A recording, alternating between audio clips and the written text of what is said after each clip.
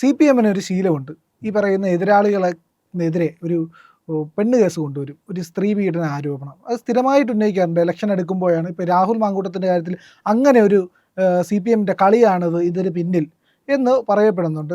ഇലക്ഷന് മുമ്പാണ്. അങ്ങനെ കേരള രാഷ്ട്രീയത്തിൻ്റെ ചരിത്രത്തിൽ എടുത്ത് നോക്കിക്കഴിഞ്ഞാൽ ഇങ്ങനെ ചില കേസുകൾ കാണാൻ കഴിയും. CPM ഈ പറയുന്ന ആരോപണം ഉന്നയിക്കുന്ന, അല്ലെങ്കിൽ CPM അത് ഉപയോഗിക്കുന്ന ഒരു രീതി ശരിയല്ലേ? അല്ല, ഇപ്പോൾ CPMൻ്റെ അതുമായിട്ട് ബന്ധപ്പെട്ട് പെട്ടെന്ന് നമ്മുടെ മനസ്സിൽ വരുന്നത് സരിത കേസാണ്. സരിത കേസിൽ ഒരുപാട് പേരുടെ പേരുകളുണ്ടായിരുന്നു. അതിൽ ആളുകൾ ഒട്ടും വിശ്വസിച്ചിട്ടില്ലാത്തൊരു ഒരു പേരേ ഉണ്ടായിരുന്നുള്ളൂ. ബാക്കി അതിനകത്ത് പേര് വന്നവരുടെ കാര്യത്തിലൊക്കെ ആളുകൾക്ക് സംശയങ്ങളുണ്ടായിരുന്നു. ആളുകൾക്ക് സംശയരഹിതമായിട്ട് ഇയാൾ ഇതിനകത്ത് ഉൾപ്പെടില്ല എന്ന് വിശ്വസിച്ചിരുന്ന ഒരാളുടെ പേരാണ് അത് ഉമ്മൻചാണ്ടിയാണ്. ഉമ്മൻചാണ്ടി അതിനകത്ത് ഉണ്ടായില്ല എന്ന് തന്നെയാണ് ഉമ്മൻചാണ്ടിയെ ദീർഘകാലമായിട്ട് പരിചയമുള്ള ഞാനടക്കമുള്ള എല്ലാവരും വിശ്വസിച്ചിരുന്നത്. അങ്ങനെയാണ്. ഞാനിപ്പോൾ അതിൻ്റെ ഡീറ്റെയിൽസിലേക്ക് പോകുന്നില്ല. അതല്ല, പിന്നെ പെണ്ണ് കേസ് അടക്കമുള്ള കേസുകളിൽ എതിരാളികളെ ഉൾപ്പെടുത്തുക എന്നുള്ളത് മാർക്സിസ്റ്റ് പാർട്ടിയുടെ ഒരു തന്ത്രങ്ങളിലൊന്നാണ് എന്ന കാര്യത്തിൽ തർക്കമില്ല. അവർക്ക് വഴങ്ങുന്നതിന് വേണ്ടിയിട്ട് അവർ ഇങ്ങനെ ഒന്നുകിൽ സാമ്പത്തിക കുറ്റം ആരോപിക്കും, അല്ലെങ്കിൽ ഈ സ്ത്രീകളുടെ മേലുള്ളത് ആരോപിക്കും. എന്നിട്ട് അതിനൊക്കെ തയ്യാറായിട്ട് നിൽക്കുന്ന സ്ത്രീകളെയും അവരുടെ കസ്റ്റഡിയിലുണ്ട്. അതൊക്കെ ശരിയാണ്. പക്ഷേ അതുകൊണ്ട് രാഹുൽ മാങ്കൂട്ടത്തിൽ അങ്ങനെയാണ് എന്ന് വിശ്വസിക്കാൻ പറ്റില്ല. കാരണം രാഹുൽ മാങ്കൂട്ടത്തിനെതിരെ ഒരാളല്ല, മാർക്സിസ്റ്റുകാരുമല്ല ഉന്നയിച്ചേക്കുന്നത്. രാഹുൽ മാങ്കൂട്ടത്തിനെതിരെ ആദ്യമായിട്ട് പരാതികൾ ഉന്നയിക്കുന്നത് കോൺഗ്രസ്സുകാർ തന്നെയാണ്. മാർക്സിസ്റ്റുകാർ പിന്നെ അത് കിട്ടിയപ്പോൾ അവർ ഉപയോഗിക്കുന്നു, അത്രയേ ഉള്ളൂ. രാഷ്ട്രീയത്തിൽ എതിരാളികൾക്ക് ഇങ്ങനെ കിട്ടിക്കഴിഞ്ഞാൽ എതിരാളികളെ നിശബ്ദരാക്കാനോ എതിരാളികളെ നിസ്സഹായരാക്കാനോ നിരായുധരാക്കാനോ കിട്ടുന്ന ഘടകങ്ങൾ അവരുപയോഗിക്കുന്നത് സ്വാഭാവികമാണ്.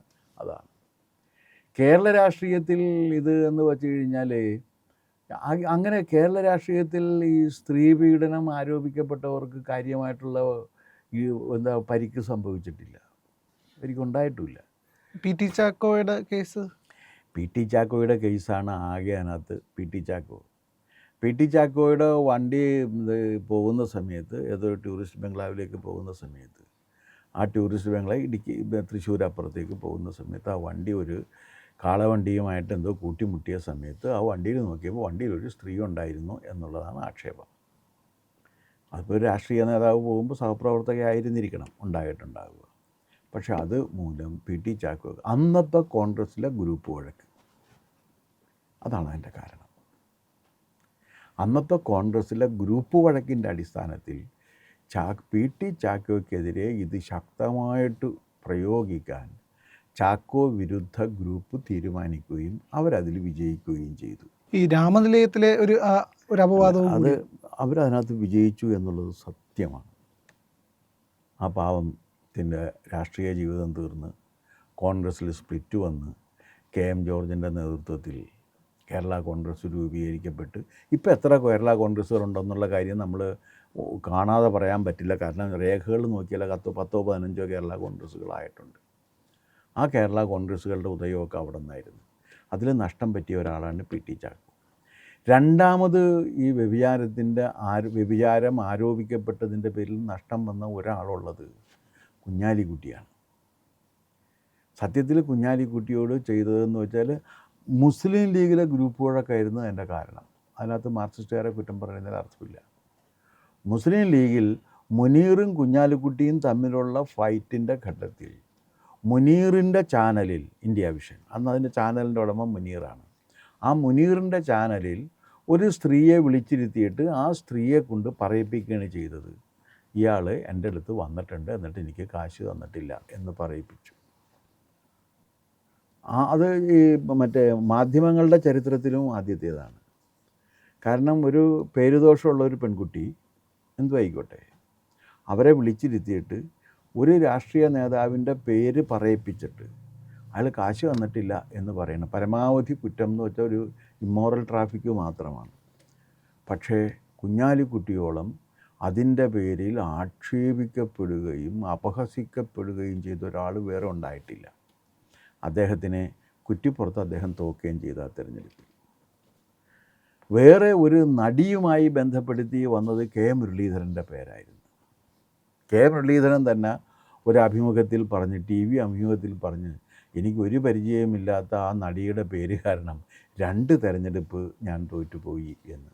ഇവർക്കല്ലാതെ വേറെ സ്ത്രീപീഡനം നടത്തിയിട്ടുള്ള ഒരാൾക്കും, ഇപ്പോൾ നമ്മുടെ മുഖ്യമന്ത്രിയുടെ മരുമകൻ, അദ്ദേഹത്തിൻ്റെ പേരെന്താണ്, PM മുഹമ്മദ് റിയാസ്, ഭാര്യയെ മതിലിൽ ചാരി നിർത്തി മുട്ടുകാലിനിടിച്ച് അവരെ മാറ്റിയതാണ്, എന്നിട്ട് അവർ ഉപേക്ഷിച്ചതാണ്. ടി സിദ്ദിഖ് ഇതേ കാര്യം തന്നെ ചെയ്ത് സ്ത്രീപീഡനം നടത്തി അവർ ഉപേക്ഷിച്ചിട്ട് വേറെ 2 പേരും വേറെ വിവാഹം കഴിച്ചു. റിയാസും കഴിച്ചു, സിദ്ദിഖും കഴിച്ചു. 2 പേർക്കും അതിൻ്റെ പേരിൽ ഒരു പ്രശ്നവും ഉണ്ടായിട്ടില്ല. എത്ര സ്ത്രീകളെ ദ്രോഹിച്ചിട്ടുണ്ട് എന്നുള്ളതിൻ്റെ കൃത്യമായ കണക്കെടുക്കാൻ പറഞ്ഞാൽ വളരെ പ്രയാസമായിരിക്കും നടൻ മുകേഷിൻ്റെ കാര്യത്തിൽ. പക്ഷേ മുകേഷ് 2 വട്ടവും കൊല്ലത്ത് നിന്ന് ജയിച്ചു. ഇവരെല്ലാം MLA-മാരാണ്. ഒരു സ്ത്രീയെ പീഡിപ്പിച്ചു കൊന്നു എന്ന ആക്ഷേപം വരികയും കേസിൽ വിചാരണ നേടുകയും ചെയ്ത ഒരാളാണ് ശശി തരൂർ. പക്ഷേ ശശി തരൂരിന് അതിൻ്റെ പേരിൽ യാതൊന്നും സംഭവിച്ചിട്ടില്ല. നിങ്ങൾ ആദ്യം സൂചിപ്പിച്ചൊരു കേസുണ്ടല്ലോ, സരിത. ആ സരിത സംഭവത്തിൽ വേറെ 11 പേരുണ്ടായിരുന്നു, 11-12 പേരുണ്ടായിരുന്നു. ആ 12 പേരും അതിൻ്റെ പേരിൽ ഒരു തെരഞ്ഞെടുപ്പിലും പരാജയപ്പെട്ടിട്ടില്ല എന്ന് മാത്രമല്ല, അവർക്കൊക്കെ വലിയ ഭൂരിപക്ഷത്തോടു കൂടി അവരധികാരത്തിൽ വന്നിട്ടുണ്ട്. അപ്പോൾ അതുകൊണ്ട് ഈ കേരള സമൂഹത്തിൽ ഇങ്ങനെ രാഷ്ട്രീയക്കാരുടെ വ്യഭിചാരവും അതിങ്ങനെ ആരെങ്കിലും ഒരു ആക്ഷേപം ഉന്നയിച്ചു കഴിഞ്ഞാൽ ഉടനെ തന്നെ അവർക്കെതിരെ ഒന്നും തീർന്നില്ല. അങ്ങനെയെങ്കിൽ സരിത കേസിൽ വരുന്ന എല്ലാവർക്കും എതിരെ വരേണ്ടതല്ലേ, മുകേഷിനെതിരെ വരേണ്ടതല്ലേ, മുഹമ്മദ് റിയാസിനെതിരെ വരേണ്ടതല്ലേ, സിദ്ദിഖിനെതിരെ വരേണ്ടതല്ലേ, ശശി തരൂർ തെരഞ്ഞെടുപ്പിന് മത്സരിച്ചപ്പോൾ വരേണ്ടതൊന്നും വന്നിട്ടില്ല. ഇപ്പോൾ രാഹുൽ മാങ്കൂട്ടത്തിൻ്റെ പിന്നാലും അണിനിരക്കാൻ എത്രയോ മഹിളാരത്നങ്ങളുണ്ട്. ഡൽഹിയിൽ നിന്നുള്ളൊരു വക്കീലായിട്ടുള്ളൊരു മഹിളാരത്നം പറഞ്ഞത് ഇതൊക്കെ ആൺപിള്ളേർക്കൊക്കെ പറ്റുന്ന ചില സ്ഖലിതങ്ങളാണ്, അതൊന്നും വലിയ കാര്യമാക്കാനില്ല എന്നാണ്. എന്താണ് ആ സ്ഖലിതം എന്നറിയാമോ? ഒരു പെൺകുട്ടിയെ ഗർഭിണിയാക്കുക, അതിനുശേഷം അവളെ ഭീഷണിപ്പെടുത്തി കൊല്ലും എന്ന് പറഞ്ഞ് ഭീഷണിപ്പെടുത്തി ഗർഭം അലസിപ്പിക്കുക, അതിനുശേഷം പോയി തെരഞ്ഞെടുപ്പിന് മത്സരിക്കുക. ഇതാണ് ഒരു ചെറിയ കാര്യം അവന് പറ്റിയതല്ലേ എന്ന് പറയുന്നത്. അപ്പോൾ അങ്ങനെ ഇതിനെ ലഘൂകരിച്ച് കാണിക്കാനും ഇതൊന്നും ഒരു പ്രശ്നമല്ല എന്ന് വരുത്തി തീർക്കാനും സ്ത്രീകൾ തന്നെ ധാരാളം രംഗത്തുണ്ട്, പുരുഷന്മാർ മാത്രമല്ല. പിന്നെ ഇതിനേക്കാൾ വഷളന്മാരായിട്ടുള്ള പുരുഷന്മാരും അതിനു വേണ്ടി ഇറങ്ങിയിട്ടുണ്ട്. അത് വ്യഭിചാരം എങ്ങനെയാണ് നടന്നത്? കാരണം പ്രകടമായി വ്യഭിചാരം നടന്നു എന്ന് 15 പേര് KPCCക്ക് പരാതി കൊടുത്തിട്ട്, 18 പേരെന്നാണ് ഞാൻ ഇന്ന് കണ്ടത്.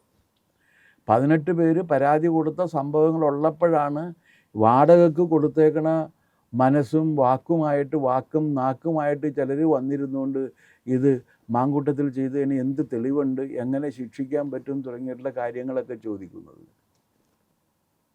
നമ്മുടെ സമൂഹത്തിലെ കാര്യമാണ് ഞാൻ ഈ പറയണ. അപ്പോൾ അങ്ങനെ ഈ വ്യഭിചാരം തുടങ്ങിയിട്ടുള്ള കാര്യങ്ങൾക്ക് വളരെ ബദ്ധമായിട്ടുള്ള ഒരു എതിര് ഉള്ള സമൂഹമാണ് മലയാളികൾ എന്നുള്ള കാര്യം ഞാൻ സ്വീകരിക്കുന്നില്ല എന്ന് പറയാൻ വേണ്ടിയിട്ടാണ് ഞാനത് പറഞ്ഞത്.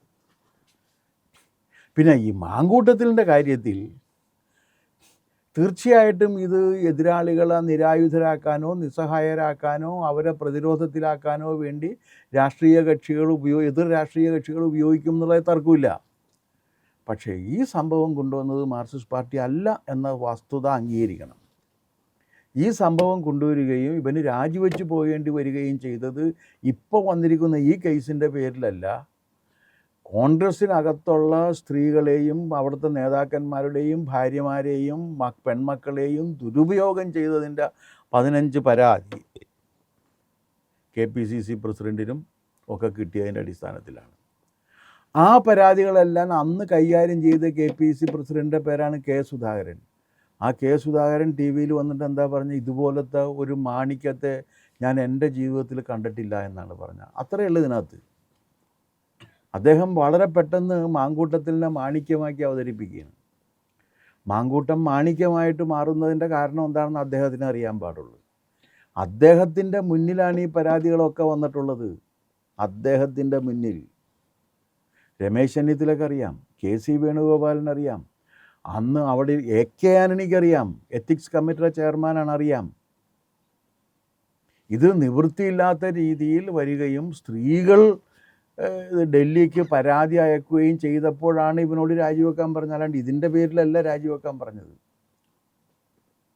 പാർട്ടിക്ക് വേറെ നിവൃത്തിയില്ലാത്തൊരു ഘട്ടം വന്നപ്പോഴേക്കും രാജിവെപ്പിക്കുകയാണ് ചെയ്തത്.